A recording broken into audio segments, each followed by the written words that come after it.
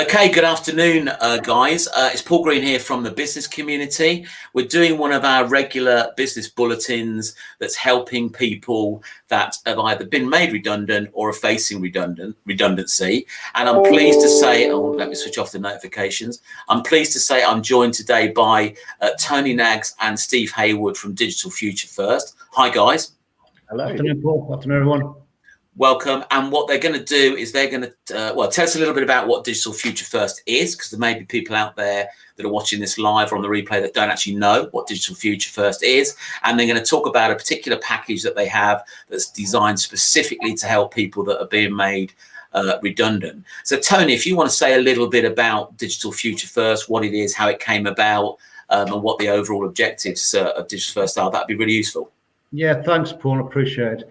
Digital Future First is the name of a project that is part funded by the European Social Fund to provide SMEs, small to medium enterprises, within the South East Midlands Local Enterprise Partnership area, i.e. Northamptonshire, Bedfordshire and Milton Keynes, with the access to and knowledge of all the range of other government and non-government programs that are around. Could be business incentives, could be grants, it could be vocational training, such as kickstart, traineeships, apprenticeships, etc., etc. There are a myriad of them.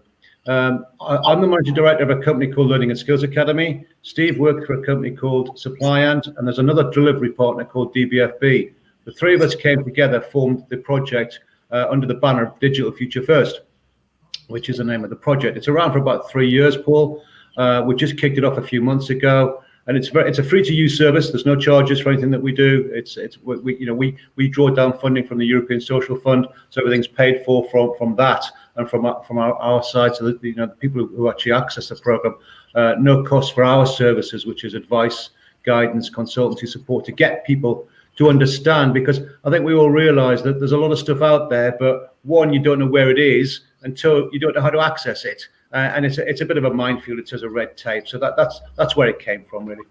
No, absolutely. It's what I've found over the years. There's different signpost organisations, and local ones and regional ones, and things like that. It can be a bit baffling for the small business owner. I'd certainly recommend, from what I've seen, is to go to the Digital Future First site, take a look around. It's quite clear to see some of the programmes you have, and also to sign up for your regular newsletter, so people are being kept up to date.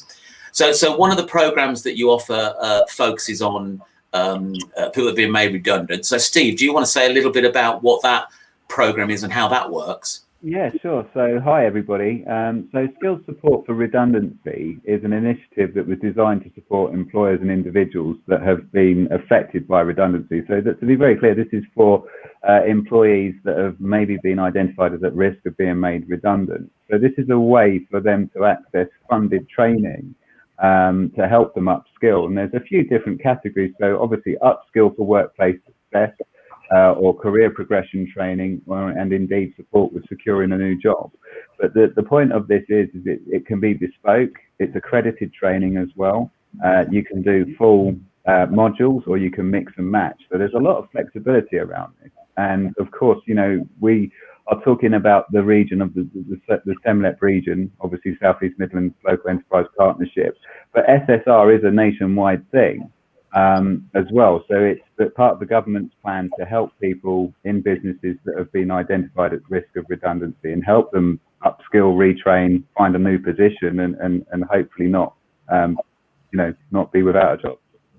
Okay, and does this only apply for people right now that have been made redundant, or if people are facing redundancy, can they approach you guys for this support? Yeah, I mean, so I think that the point is it's people that have been identified at risk. So usually what happens in these horrible situations is the employee goes through what they call a consultation process. It's not very nice, as I'm sure you can appreciate, but essentially it's where they consult with their employer and they say, look, unfortunately, you've been identified as at risk of redundancy.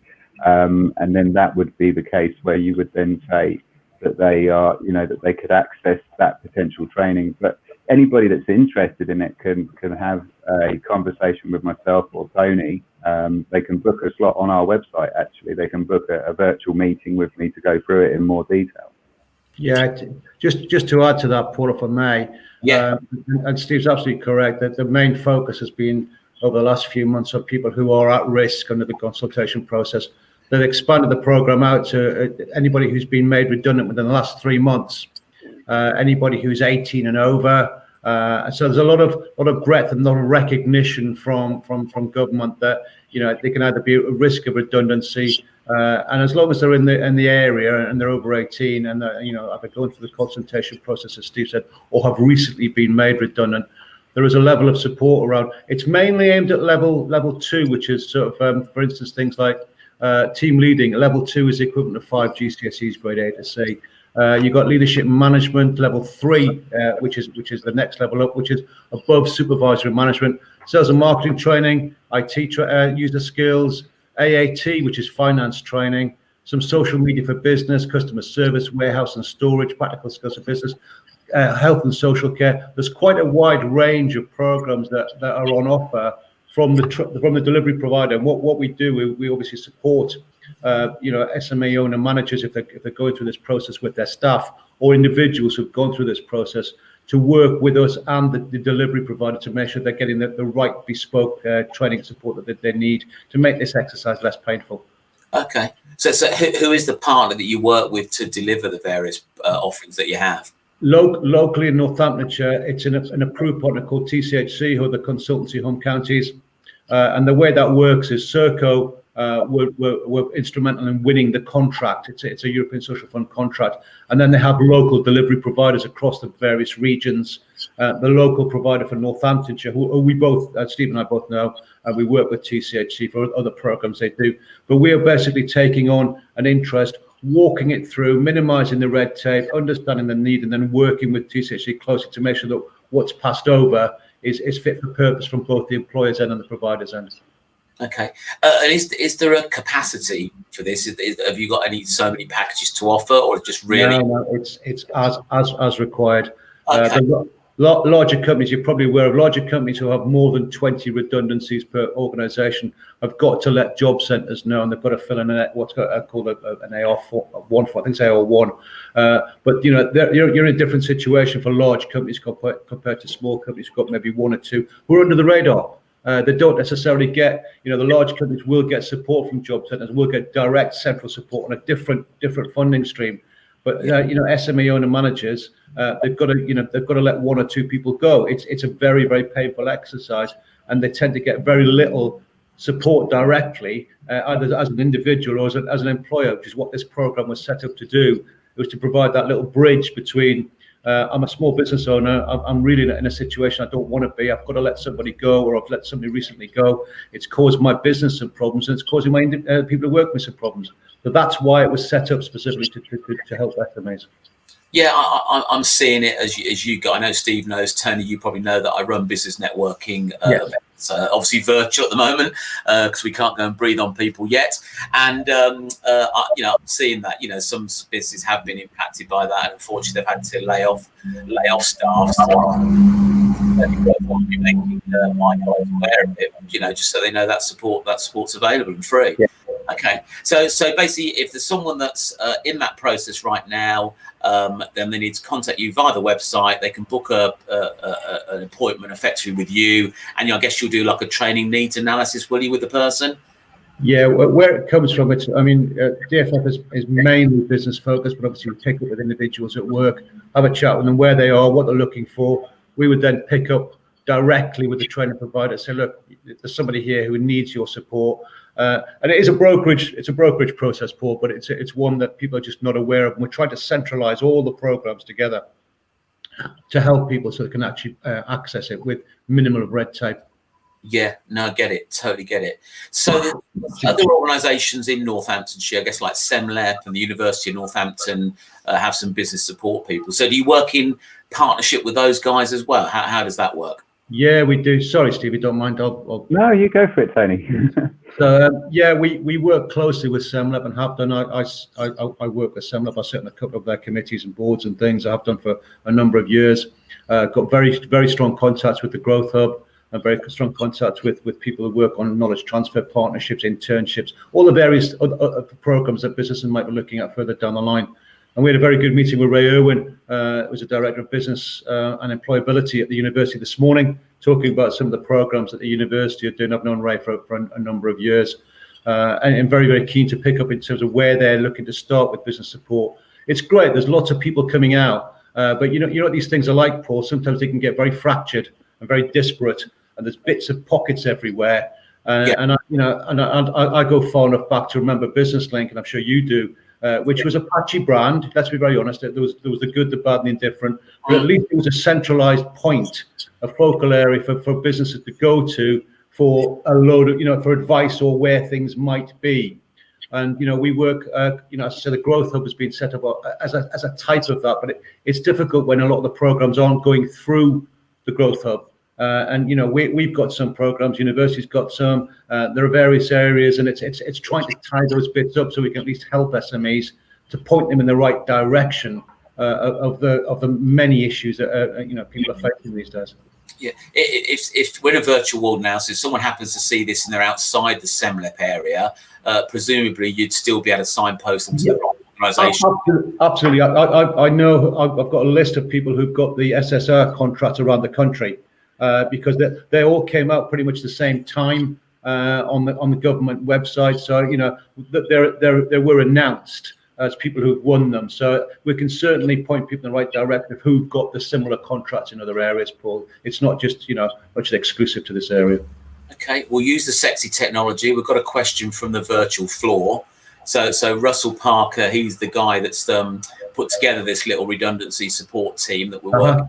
So his question, as you can see, is can other training companies get involved to help out? It's a question of what do you mean by helping out?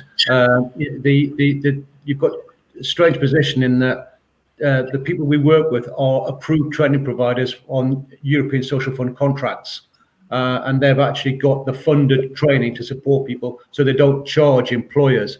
If there are other people out there doing a similar situation, i.e. they're providing support for people which is companies are not getting charged for, more than happy to talk to them, because it's this is a free to use service from our end, if that makes sense. We could quite easily get into a situation where we're promoting 300 companies, most of which are charging lots of money, and that's not where Digital Future comes from. Sure. Okay, so I guess to answer Russell's question, the route is through the already approved suppliers for this. So like a pre-approved supplier list type thing. It is, unless, as I say, if he's offering, and we're a community interest company of social enterprise. What we do a lot of voluntary support work as well. But if he's helping people through the redundancy packages and it's not costing the company anything, as I say, we're more than happy to link up and obviously promote and support that because that's where Digital Future First sits really. Okay, excellent. So you mentioned a couple of partners. So you've got Suppliant and DBFB. So you want to say a little bit about what those organisations do and how they support Digital Future First? Sure, I'll take that one, shall I, Tony? Please do. Okay, so Suppliant, they specialise in e-commerce growth. So they work with businesses all over the country, in fact, to help them decide on the right e-commerce platform. But what they do, which is quite unique really out there in terms of digital marketing, is they provide businesses with growth plans. So they will sit down with a business owner, they'll try to understand what your goals are, what you're looking to achieve as that business owner, and then they will put together a growth plan which follows a very scientific system, which I won't bore you with all the details here, but essentially it's a very proven scientific system that allows them to scale those businesses up in a sustainable way. So we're not just talking about, making businesses grow in e-commerce during a national lockdown, because if your website's okay, that's quite easy to do, as we've all seen. But we're talking about businesses that started off on a very small turnover in terms of their online offering, and Suppliant partner up with them and work with them to get them to the sky's the limit. I mean, some of their clients are turning over £10 million a year online. So, you can, and they've been with them right from the very beginning. So that's what Suppliant does. They also provide SEO services. They also do lead generation for businesses as well. But obviously these are commercial services that they offer. And while there is an offer on for Digital Future First people to come through to Suppliant, they get reduced rates. But we must be clear that it is a commercial service and that the businesses would need to pay for those services. Database for Business, they're based in Northampton and Milton Keynes, and they specialise in things like super fast internet for businesses. They also do VoIP and Microsoft Teams, so VoIP telephone systems and IT support. And again, you know, they have an offer in place for people through Digital Future First to access reduced rates for their services. But again, we must be clear that they're a commercial business as well. So yeah, just to pick up on that, Steve, if I don't mind, with Paul, there's a lot of free IT consultancy and support to try and identify where, you know, COVID, we're sitting in a virtual meeting ourselves here now. The technology has probably advanced 10 years in the last 10 months and is not going to stop. And I think where we're at is, you know, Steve's an advisor for DFF. You know, he will come along and sit and talk to people about where they're at with their e-commerce platform, digital and IT and technology, etc. And there are many companies out there providing services. It just happens Steve works for company A and company B. We don't necessarily refer straight through to supplier and DBFB. They're delivery partners, but they're one of many. And if a company needs something specific in X, then we'll obviously support them to try and access it in X. It's a clear route through in terms of helping people as much as we can within this, without any charges at all. Okay. So is there? I think we've covered the redundancy aspect. Is there anything more on that you'd like to add, or because I was going to give you the opportunity to talk about some of the other programs you offer? I'm okay, Steve. Is there anything you want to add from the conversations you've had recently on no, this? I mean, I think, yeah, from my point of view, you know, the from the SSR side of things, you know, it's just about getting that message out, letting business owners know that if they have employees that have been identified at risk or indeed been made redundant within the last 3 months, then there is support out there to help. You know, you don't have to go through this situation on your own. And that's really what Digital Future First is about, across the board, more than anything else. It's about saying to business owners, you don't have to go through this on your own. We're here to help you. And what's more, it's free. So you don't have to worry. It's not like you're going to get an invoice in the post or on email saying, you know, you've got to pay X amount of money for Steve's or Tony's time. It's all completely funded. So, you know, the idea of doing these things, these webinars and meeting up with people like Paul and other networking groups is just so that we can get that message out. Because as I've said to Paul before, and Paul, you'll know what I'm going to say now, but my biggest fear is as a business owner sitting there really full of anxiety and stress over the Christmas period, not knowing where to turn in 2021. And the most frustrating thing from my point of view is if he knows about us, or she knows about us, they're going to have a much nicer Christmas, because actually they can talk to us in January. We can tell them all the stuff that's available to support them and help them through these really tough times. Yeah. So, you know, it's about banging that drum as much as possible. No, I said to you, as you're, you know, you're a not-for-profit organisation. You know, you're not looking to make money off the back end of this. Right. I'm happy to push it through, you know, my network, and I'm sure my colleagues that run other network groups likewise. You know, we're happy to be signpost to organisations like this for exactly the same reasons that you say. You know, you don't have to sit there with your head in your hands necessarily when you guys could, you know, got things that you can help move people forward. So do you want to just run through some of the other sort of like key programs that you offer? Sure. This is in general. Sure. So I suppose the first one I would start with, and I think probably a lot of our viewers today will have heard of this already, which is the Kickstart scheme. So Kickstart scheme, it's a new type of government scheme that was recently launched, and it's all about helping to encourage the employment of young people. But we're talking about people that are aged 16 to 24, currently on universal credit. So these are people that are having a tough time of it. Now, essentially, what we can do with the Kickstart scheme, what's in it for a business owner? Well, it's a way for you to have a young individual in your business for 6 months, and it's not going to cost you a penny. The government will pay their wages, their national insurance, and the pension contribution. Oh, we lost you, Tony. Yeah, apologies. The technology pressed the wrong button. On the best sometimes. Apologies. Tony works on our talent side. So everybody knows. Allegedly. Not the technology. Sorry. So, yeah, the Kickstart scheme. So it's a way to have somebody in your business for free, quite simply. So you have a young individual. They can come in. They work up to 25 hours a week for your business.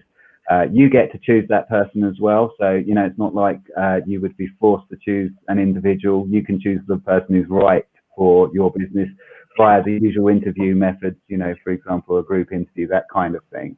But the really great thing about Kickstart, apart from the fact that it's funded and that it's helping young people find a job or find a place in the world, is that on top of that, you can also get a rebate of up to £1,500 for each Kickstarter that you take on.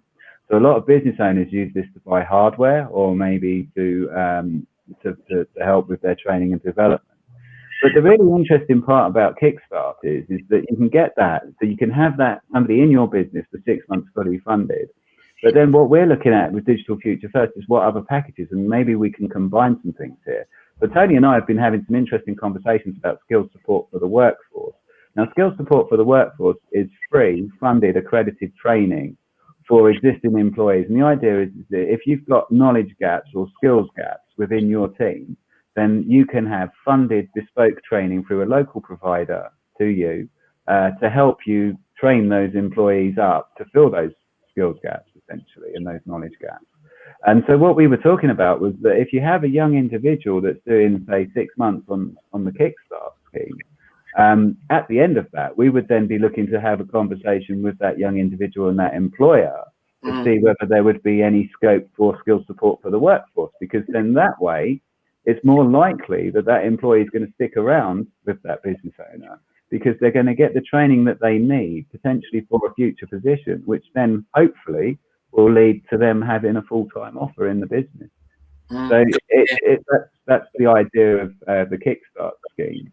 The one point I do need to make about Kickstart is that the government, in their wisdom, decided that, and Tony knows what I'm going to say here, they decided that they would say, right, well, Kickstart, if you're interested in Kickstart, the minimum you can do is for 30 individuals, young individuals, which is not exactly helpful for an SME because, you know, they're just not going to be able to do that. But the really good news is Tony's business, the Learning and Skills Academy, they're a recognised gateway. So the Learning and Skills Academy can help you with Kickstart, whether you want one or many of them.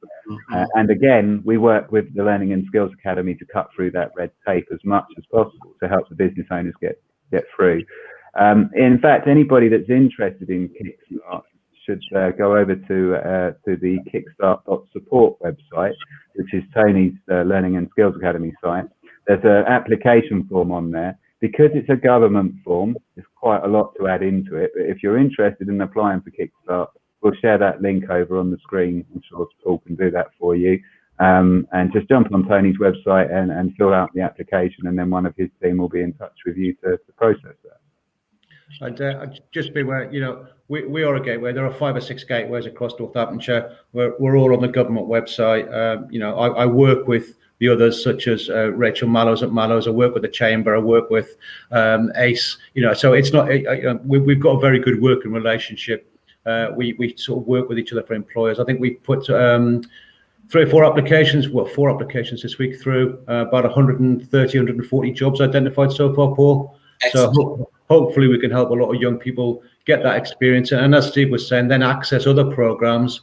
Specifically skills support for the workforce, which will give them a level 2 qualification while they're in work or at the end of it. So at least after 6 months, the worst they should walk away with is a qualification and 6 months work experience and a better understanding of how business works. And that's open to SMEs now. Anybody, any of your members can access that. There's no charges for any of that. We don't charge for that. We get paid separately from a separate funding stream from the Kickstart as a Kickstart gateway. So the employers have got no costs, salaries covered. You know, there's stuff out there, and I think I want to get this across. It's not us sort of promoting us to make money. Paul, believe me, there's programs out there that don't cost your members anything to get some support if they want to take young people on. If they want to look at expanding and recruiting generally, as long as somebody's under 24 and they come through the job centre, because they have to be on universal credit, they're perfectly eligible to apply through any Kickstart gateway to get their registration and get started. Okay, excellent, thank you. So there are lots of funded talent schemes out there, and I mean, I think the key thing to say here is it's a little bit like we're broadcasting on the BBC here. We just need to say that there are other things available. Yeah, there are other services available. But the next thing I wanted to talk to you about was traineeships. So traineeships, they're a fully funded government-backed program which is designed to help business owners grow their businesses. So they're completely funded. So you can have a trainee in your business. So they're 16 to 24-year-olds or 25-year-olds with an education, health and care plan. And the idea is this is to prepare them for the working world. So we've got to be very clear here. These young individuals will be coming out of college or maybe out of high school, and they won't really know about the working world or the working culture and all that kind of stuff. So what the traineeship does is it gives them an opportunity for them to learn how the working world works and get used to all the different ways of working. So essentially, with a traineeship, it's completely funded. So there's no cost for the business owner at all. National insurance, pensions, wages, all paid. And then, sorry? Traineeships are people who remain on unemployment benefit. Oh, sorry. Yes, I'm getting confused. Kickstart, yes. You get that many of them, Paul. It's very easy to get. Oh, no, I get it. I get it. Traineeships are, and Steve's correct that it's funded, but it's basically an opportunity for people to remain on benefits whilst in a work environment. So they get anything between sort of 6 weeks to 6 months in a working environment. They get access to functional skills, basic literacy, numeracy delivered by a training provider, and also access to a vocational qualification, again funded by a training provider. So you've got an opportunity. It's a bit of an employer saying, you know, I'll give a young person a chance. They're remaining on benefits. It costs the employer nothing, and that young person again is going to get access to a qualification, which will help them personally. And of course, the bonus on that, and Steve knows this, is that the employer themselves get paid £1,000 for doing that, £500 at the beginning and £500 at the end. So there's a quite a decent incentive to support it. And the employers that we speak to, a bit of common sense, they use part of that to give the person travel, you know, and a bit of lunch money so that they're not out of pocket, because there's no point taking somebody who's not, you know, who just feels you've been should we say, being used. So you got to do it properly. Yeah, you got to be fair and reasonable, haven't you? About Absolutely. These? Yeah. Okay, Steve. The next one was to talk about was apprenticeships. So with the apprenticeships, these aren't funded. So there is a grant that you get for each apprentice that you take on. I'll tell you about that in a moment. But essentially what it is that you, as the business owner, if you take the apprentice on, you would be paying their wages, national insurance and so on at the national minimum wage, which is age relevant. These are for 16 to 24-year-olds.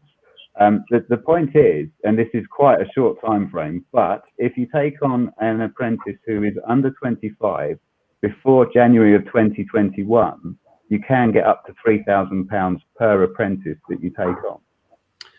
Yeah, that's just been recently extended by the Chancellor by, I think it's 2 months to the end of March. So you're right, Steve. It was one of these sentences that slipped past most people, certainly because I had somebody ringing me up saying, were you aware of it? You know, up to the end of March next year, taking on an apprentice, and they've got to be in work. Steve's right. You know, it's somebody in work. They can be already in work, and you want to put them on an apprenticeship, or you take on a new member of staff and put them into an apprenticeship as a job. But there's government grants. The apprenticeships themselves are either fully funded or 95% funded. So there's a huge bonus in terms of taking on people and either take them on and put them onto apprenticeships, or putting your staff who you've currently got into an apprenticeship to give them additional skills to support your business as well.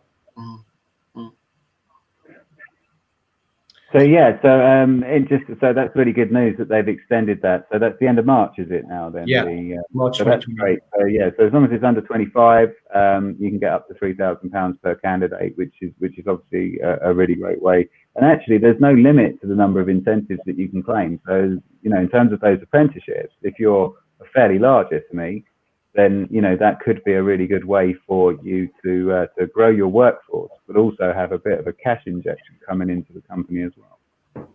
So we've got another question from the virtual floor, if you can read that. So if someone takes on someone under a kickstart scheme, it's their first-time employer, is there support to help them understand the process? Yeah, absolutely. And not just from our end, there's stuff on the government website, gov.uk, about Kickstart. If you go to, and not just ours, but you know, we've got kickstart.support. There's a page on there helping you understand the process. What we've done, we've got about 35 employers. I've produced a 2-page document, Paul, which I'm more than happy to give to you to hand out to your members, which will hopefully explain the process a bit more. But you know, it's unfortunately, being government, it's not a 2-minute exercise. there are 2 or 3 stages to go through. It's taking on average about 6 weeks. So, you know, yeah, the short answer is yes. Okay. All right. Thanks. Cheers. So more on skill support for the workforce now. So this is funded tailored training that supports both individuals and businesses by reducing or removing the cost of training staff. So what do you get with this then? So you would get your local training provider would provide you with probably a virtual training needs analysis for your business. And the idea is they're going to identify the skills that you need to support your business ambitions. Now the training itself, excuse me, is flexible. So you can pick full qualifications or mix and match individual units to suit your business. There is also on-the-job vocational training to meet individual and business needs, including taught learning, workplace assessment, distance learning, and online learning. You even get access to vocational qualifications, digital and employability skills, functional skills, upskilling for the workplace, upskilling for workplace success, and career progression training. There's learning pathways for your employees, which enable them to either retrain if under threat of redundancy, as we've already said, or progress within your organisation onto a higher level qualifications or apprenticeships. So this is access to a range of recognised accredited qualifications and training courses to enhance the employee's skills. Okay. Anything else? Oh, there's loads, Paul. I mean, rather than spend weeks in it, there's stuff that is aimed, I suppose, through the Growth Hub, which is the centralised area, and in Northampton, it's in the Innovation Centre next to the train station, we're run by university, part funded by ESF again, and they are very good in terms of almost a centralised area. You know, I was talking earlier about pulling things together. We've got a great relationship with the Growth Hub. I've got a lot of time for them. There's some really good people down there, and they're answering queries on everything from premises to finance to post-COVID to what's available grants here and there.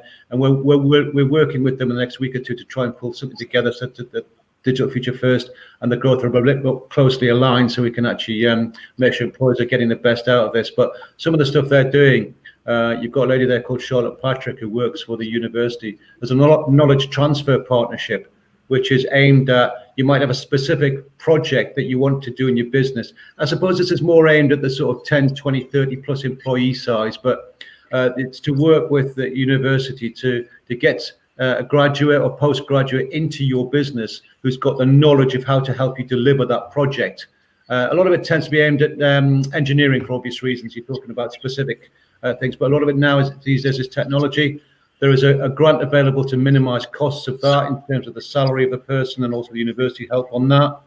They do internships, which I think everyone's probably aware of what an intern is, but they also do work placements from a university point of view, which Steve and I were just talking to, as I said, to Ray Owen this morning, and it was something I hadn't come across before, where the university, as part of a graduate's assessment, as part of their portfolio, their actual degree, they would ask people to work, their students, to get a placement inside work and actually work inside a business at a level to provide them. And there's no cost to the business for this at all, because officially they're still in education and they're helping a business in terms of a work placement. So things like this, there's lots and lots of bits sitting here, and you know, we get to hear about more and more every day. And I think we're in the position of just trying to collate as much as possible without going to the nth degree on everything, Paul, so that at least businesses have got routes to actually know and could just register and say, look, I'm interested in finding out what on earth is around that could help me.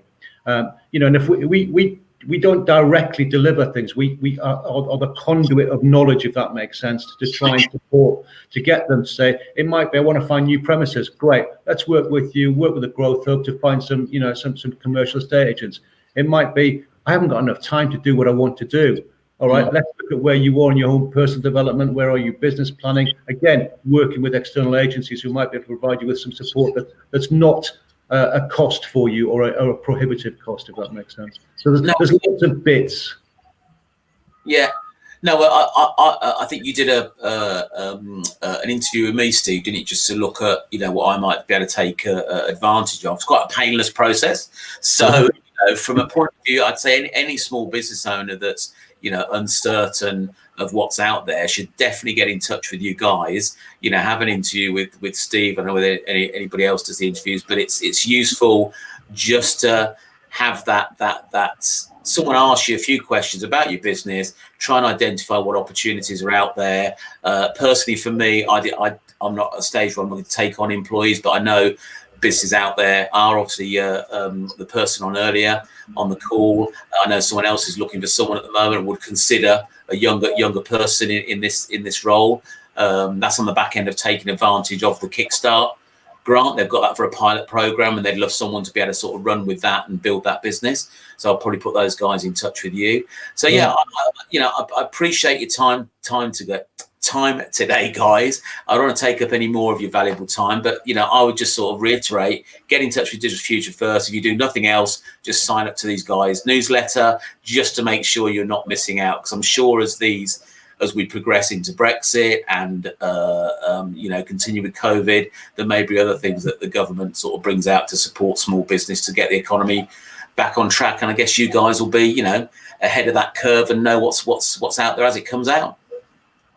Hopefully, Paul, and my thanks to you and your members and stuff listening and taking your time out to do this. It is literally, as you just said, there's a lot of stuff out there. If you don't know what it is, you can't get a hold of it. Okay, gents, I think your ordeal is over. So again, thank you for giving us a rundown on that. I'll end the broadcast now, and we'll make this available as a video, and I'll put that around my network and do the usual sort of like social media stuff. So thanks again. Thank you, Paul. Thank you, everybody. Cheers. Thanks.